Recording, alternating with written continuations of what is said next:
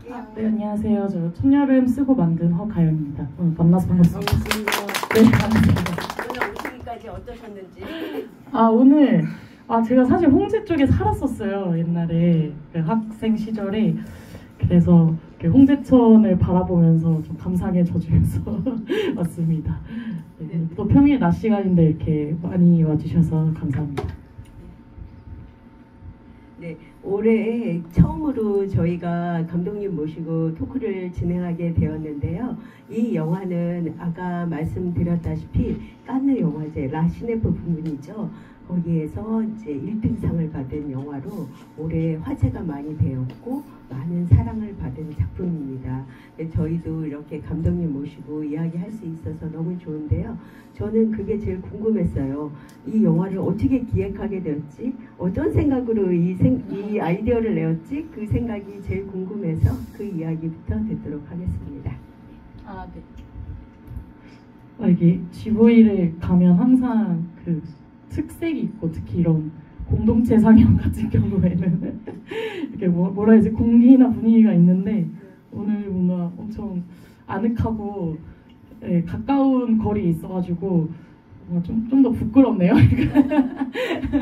네, 그래서 질문도 많이 해주시고 편안하게 오늘 대화 나눌 수 있었으면 좋겠습니다. 계기는 사실 좀 긴 이야기이고, 사실 이제 제가 좀 큰 무대에서 상을 받으면서 조금 인터뷰를 했어요. 그래서 막 되게 많은 곳에서 말씀을 드리곤 했었는데 제가 좀 요약을 잘 해보겠습니다. 그 이야기의 뿌리는 이제 저희 외할머니에게 있습니다. 그래서 제가 좀 이제 먼 시간 여행을 해서 제가 청소년 시절 때 할머니와 단 둘이서 한 8개월 정도 동거를 한 적이 있었어요. 근데 이제 그때 저는 그 전까지 이제 할머니라는 사람은 그냥 저희 엄마의 엄마였어요. 그러니까 전혀 어떤 연결고리도 없었고 가깝지도 않았던 분이셨는데 이제 집안 사정 때문에 이제 저 혼자 뚝 떨어져서 할머니와 이제 같이 살게 되었었습니다. 근데 그때 저희 할머니가 특이하고 이상했었어요. 그러니까 일단 첫 번째로 항시 뭔가 그 자신의 외모가 풀 세팅이 되어 있었거든요. 그러니까 머리부터 발끝까지 낮이든 밤이든 언제나 꼿꼿하게 그 자신의 외모가 최상의 그 상태를 유지하셨고, 그래서 이제 밖에 나가면 막 온 동네 이제 할아버지들이 막 쫓아다니셨어요. 그러니까 소위 말하는 그 동네 퀸이셨던 거죠. 이제 그 정도로 되게 아름다우셨고 미모가 상당하셨고, 그리고 제가 이제 자주 언급하는 일화 중에 하나가 이제 저희 할머니가 매일 밤마다 이렇게 제가 이렇게 뭐 야자 끝나고 오면 막 마스크팩을 하고 계셨어요. 근데 8개월 동안 소녀인 나한테 단 한 장을 나눠주지 않았던 우리 할머니. 그리고 제가 뭐 이제 저도 학생이고 막 이러니까 막 아기자기한 화장품 같은 거를 막 사와요. 막 틴트나 립스틱 같은 거. 그럼 다음날 아침에 없어져 있습니다. 할머니가 이렇게 맨날 이제 슬쩍 하시고 그러면서 나한테 밥 한 번을 안 차려주고. 근데 이제 저는 참 그 당시에 어렵고 외로웠거든요. 그러니까 기댈 어른이 필요했고 할머니가 나한테 항상 곁을 내주길 바랬었는데 이 여자가 저를 쳐다도 보지 않는 거예요.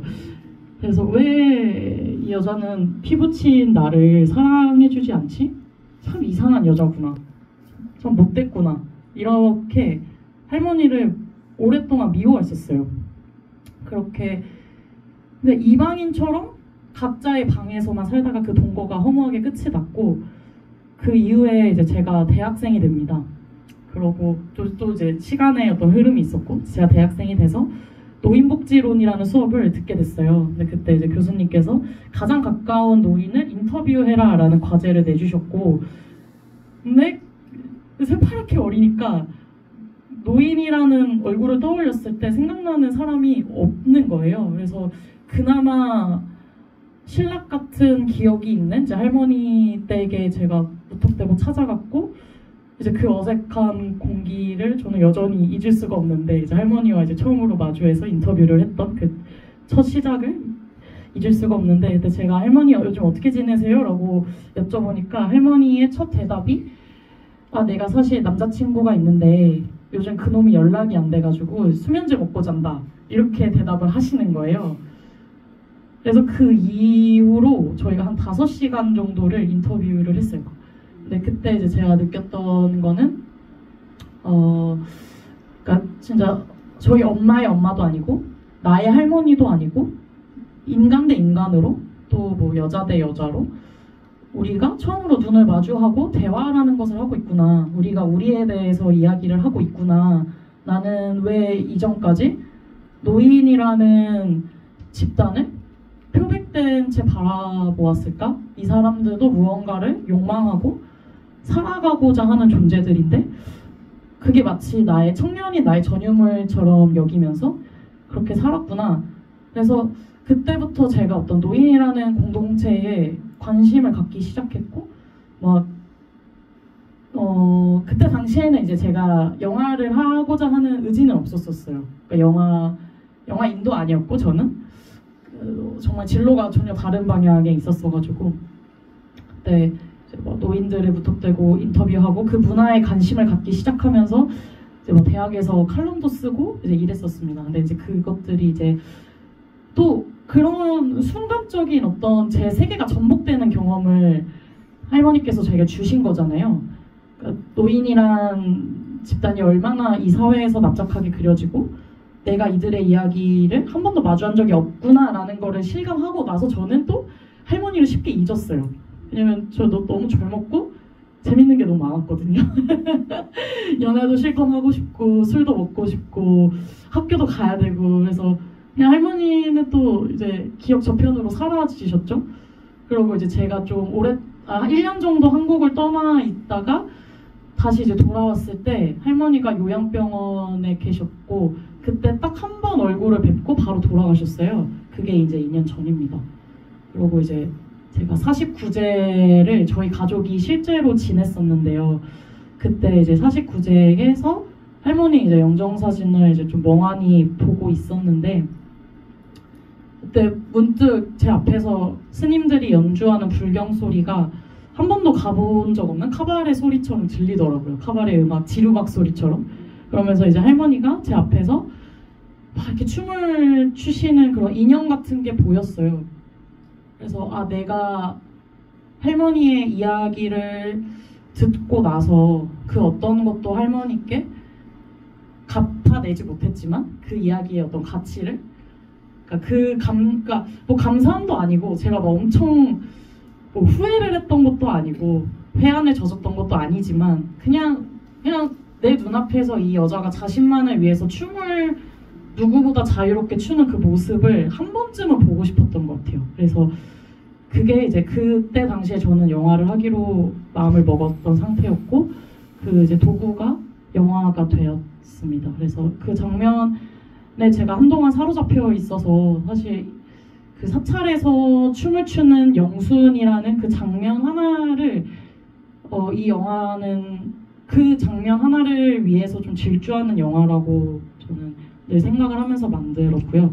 네, 그래서 긴 이야기지만 항상 이제 계기를 말씀드릴 때는 제가 할머니 얘기를 안 드릴 수가 없어서 이렇게 좀 길게 주저리 추억 여행을 해봤습니다. 네. 그러니까 감독님의 말씀을 듣다 보니까 정말 더 이 영화에 대한 이해가 많이 생기는 것 같아요. 그래서 저의 이야기보다는 오늘 많이 오셨으니까 손을 반짝 들고 질문해 주시고 감상을 나눠주시면 좋을 것 같아요. 어떻게 나눠주실까요? 어느 분이 먼저? 제가 먼저 네.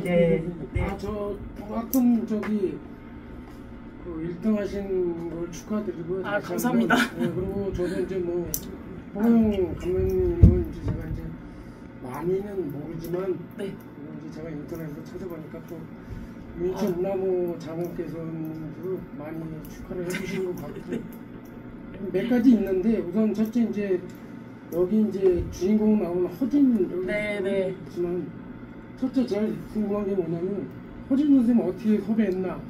또 이게 인디 영화다 보니까 허진 선생님이 첫째 노 개런티로 출연을 하셨냐 아니면 또 얼마를 더 받았냐 그게 또 궁금하고 그리고 제가 보니까 상금을 한 2,300만 원 받으셨더라고요.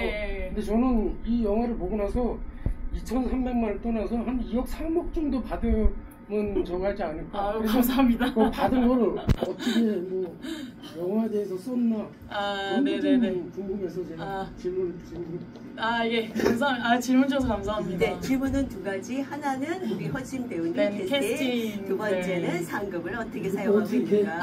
네. 섭외를 하셨고 네. 예. 손 선생님이 감독님한테 네네. 이게 아무래도 인기 적으니까 노 개런티로 출연하셨나. 네, 그러니까 허진 선생님이 쓰려면 얼마 정도가 필요하냐. 그 이제 너무 좋은 질문 해주셔서 감사드리고요. 일단 첫 번째 질문에는 70대 여배우를 찾는 일이 어려웠어요. 그리고 생각보다 시니어 배우들을 캐스팅할 때는 옵션이 많이 없다는 걸 저도 이번 작품을 통해서 좀 깨달았었거든요. 그리고 이제 제가 할머니 이야기를 이제 쭉 들려드렸지만 사실 이 이야기는 90% 이상이 픽션이고, 네, 저희 할아버지가 뭐 아프시지도 않으셨고 사실 제가 결혼도 안 했었고 저희 할머니가 제 결혼식에 오지 않고 막 사찰에 가신 것도 아니고, 그러니까 다 픽션입니다. 그리고 사실 캐릭터를 구상할 때 할머니 얼굴을 많이 떠올렸지만 사실 이 캐릭터는 허진 선생님이 들어오시면서 제 상상 이상으로 많이 달라진 지점들이 있어요. 그렇기 때문에 사실 연출자한테 가장 중요한 건 배우고, 그리고 또 이제 제가 그 70대 노인 여성의 삶을 몸소 살아보지 못했기 때문에 어떤 간극이 있단 말이에요. 왜냐면 연출자는 그 인물이 돼서 실제로 근육도 움직여봐야 되고 내가 이 사람이 되어서 어떤 말을 할지도 생각을 하면서 이 영화를 만들어야 되는데, 제가 너무 어리다 보니까 아무리 영순이 되려고 애를 써봐도 정말 영순처럼 말하고 행동하지를 못하겠더라고요. 그거를 해결할 수 있는 유일한 열쇠는 배우라고 생각을 했어요. 그래서 그 나이대에 딱 맞는 배우를 찾는다가 제일 목표였는데, 그러면서도 어떤 독특한 마스크? 지금까지 한국 영화나 드라마에서 보여지지 않았던 좀 새로운 할머니의 모습을 보여주기 위해서는 좀 신선한 배우가 나와야겠다. 왜냐면 너무 어떤 하나의 이미지로 인식되는 경우가 많거든요, 시니어 배우들은. 그래서 이제 좀 그런 것들을 찾다가 제가 우연히 허진 선생님이 북한 간첩으로 이제 연기하셨던 20대 때 이제 막 활동하실 때 했던 연기 영상을 제가 유튜브에서 보게 됐어요. 그래서 반했던 거죠, 제가 어떻게 보면. 너무 좀 한국적이지 않은 외모면서도 또 굉장히 한국적이고 목소리나 어떤 몸짓 같은 것도 너무 좋았고, 그래서 이제 그런데 이제 이 배우가 지금은 노인이잖아요. 70대고. 그래서 나이도 꼭 맞는 배우였고, 그래서 제가 겁도 없이 소속사에 그냥 시나리오를 보냈어요. 한번 허진 선생님께 들여봐달라. 근데 허진 선생님이 연락을 주셨죠. 그래서 너 한번 얼굴이나 보자. 이래가지고 이제 제가 허진 선생님 댁에 찾아갔어요. 그래서 이제 선생님과 처음 마주했을 때 기억나실지 모르겠지만 첫 번째 씬에 영순이 입고 있는 티셔츠가 몸에 딱 맞는 이렇게 티셔츠고 속옷이 약간 비치는 옷이거든요. 근데 제가 처음 허준 선생님을 뵀을 때 그 옷을 입고 계셨어요. 그래서 제가 그걸 보자마자 드디어 영순을 찾았구나. 그래서 막 그때부터 이제 큰절 한번 드리고 빌기 시작했죠. 한 번만 해달라고. 저희가 돈이 없는데. 그래서 사실 노게런티는 아니고요. 저희가 사실 저희 영화는 인건비가 가장 높게 책정된 영화입니다. 배우의 이제 출연료를 제작비에서 상당 부분 이제 차지를 했고, 하지만 그럼에도 불구하고 허진 선생님이 이제 평소에 받으시는 개런티에 비하면 뭐 수준에 전혀 못 미치는 그런 개런티지만 허진 선생님께서 제 각본을 좋아해 주셨고, 또 그러니까 자기가 한 번도 해보지 못한 인물에 대한 호기심이 있으셨던 것 같아요. 그래서 이제 그러고 또 제가 애교도 많이 부렸고 조르기도 많이 해서 허준 선생님이 선심을 써주셔서 이렇게 같이 하게 되었고요. 그리고 두 번째 상금은 사실 이게 좀 오프 더 레코드지만 제가 이제 한국영화 아카데미라는 정부기관에서 운영하는 영화학교가 있어요. 그래서 약간 영화인들을 육성하는 기관이에요. 그래서 약간 국가대표를 훈련시키는 그런 느낌으로 되게 이렇게 실습 위주의 어떤 영화 학교인데, 투자하셨습니까?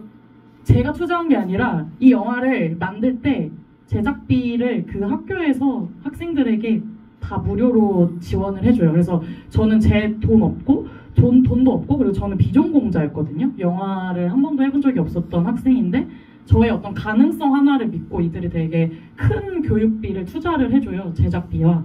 그래서 사실 제가 그 교육을 받고 영화를 만들었을 때 그 이후에 어떤 큰 성과를 내면 일정 부분은 다 학교로 돌아갑니다. 왜냐면 제가 그걸 투자를 받았던 사람이기 때문에. 그래서 이제 상금이 제 것이 아니어서 네, 말씀드릴 수가 없고요. 네, 그렇습니다. 네. 아유, 안타까워라. 네, 아닙니다. 또 이렇게 저는 운이 좋은 감독이기 때문에, 그 연출자라고도 생각하기 때문에. 네. 그러면 제작비가 물론 네네. 이제 감독님 인건비도 없고 하지만 한 어느 정도의 그 제작비가 들었을까요? 이게 30분짜리 영화인데. 네. 저희 제작비는 2천만 원이고요. 네. 되게 크게 느껴지시죠? 아닌가? 작게 느껴지세요? 저는 컸었거든요. 제가 첫 영화 찍을 때 40만 원으로 영화를 찍었어요. 그때 이제 탕수육 먹는 얘긴데. 네. 장비는 네, 학교에서 이제 무료로 쓸 수 있게 해주고. 네, 네. 저는 막 제 첫 영화 찍을 때 탕수육 먹는 얘기였는데 탕수육이 가장 큰 제작비였거든요. 저는 이렇게 탕수육이 그렇게 비싼지 몰랐어요. 그러니까 대짜 막 한 두세 개 시키니까 막 20몇만 원 나오는 거예요. 그래서 깜짝 놀래가지고 막 그렇게 영화 찍다가 2천만 원이 손에 쥐어지니까 막 겁도 나고 그랬었는데, 사실 지금 돌이켜보면 굉장히 열악한 제작비였고, 또 이게 근데 이런 적은 돈으로 훌륭한 배우님들이 와주셔가지고 또 이렇게 재밌게 작품할 수 있었습니다. 네. 네. 이거 드릴까요, 마이크를? 네, 사실 육성으로 해도 괜찮은데. 네. 네, 저도 육성으로 해도 괜찮을 것 같기도 하고요. 네. 우선 영화 감사히 잘 봤습니다. 감사합니다. 네, 방금 말씀 주신 부분 중에 주연 여자 배우님께서 감독님 시나리오, 원래 기반 시나리오가 있는데 연기 작업을 하시면서 좀 다르게 진행을 하셨던 방향이 있다고 해주셨는데, 네네네. 감독님 예상과 다르게 다른 아이디어나 다른 느낌으로 해석하신 그런 부분을 좀 네네. 여쭤보고 싶고요. 네네. 그리고 남편분 이제 간병하는 장면 다음에 이제 애인 남자친구분과 이제 주연 여성 배우님이 함께 이렇게 나오는 장면이 있잖아요. 거기 다음에 이어지는 되게 인상적인 여자 배우님의 독백이 있는데, 거기서 음향이 뭔가 명확하지 않다고 느껴졌는데 그런 것들이 연출이셨는지, 그리고 배우님께서도 뭔가 되게 일상이 아닌 톤으로 말씀을 하시고 발음을 막 엄청 정확하게 전달을 하려고는 하지 않으셨던 것 같거든요. 그래서 이런 부분에 연출 비하인드가 있는지, 어떤 얘기들을 나누시면서 찍었는지 궁금합니다. 네. 그리고 하나는 네네네. 앞으로 감독님 작품은 제가 아직 많이 이렇게 찾아보지 않았는데, 오늘 작품 보면서 앞으로는 어떤 얘기들을 하고 싶으신지가 여쭤보고 싶어요. 네. 질문이 3개예요. 3개. 와, 바쁘다. 네. 첫 번째, 이게 질문 듣다 보면 항상 까먹어가지고 첫 번째가 뭐였죠?